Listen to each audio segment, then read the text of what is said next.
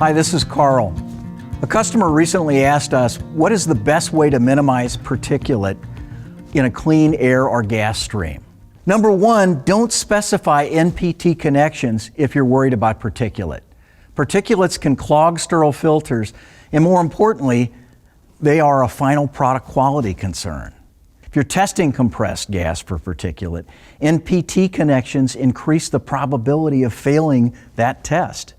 The act of threading a tube fitting into the inlet or outlet or gauge port of the valve during installation creates metal particulate and places for that particulate to accumulate. If a contractor uses Teflon tape on those NPT threads, you will create Teflon particulate.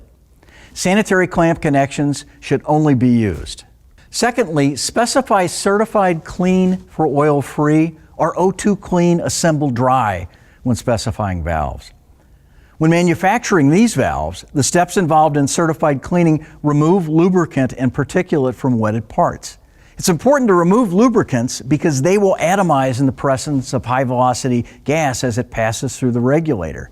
They can definitely add to particulate loads. Lastly, make sure your valve is sized correctly. Oversized valves, which operate close to the seat, are more likely to operate in an unstable manner, with the trim components constantly adjusting in an attempt to regulate pressure. That increased frequency of movement increases wear over time, and component wear is another source of particulate. I'm Carl, and thanks for watching. For more information or any additional questions, please email me at askcarl@richardsind.com. Thank you.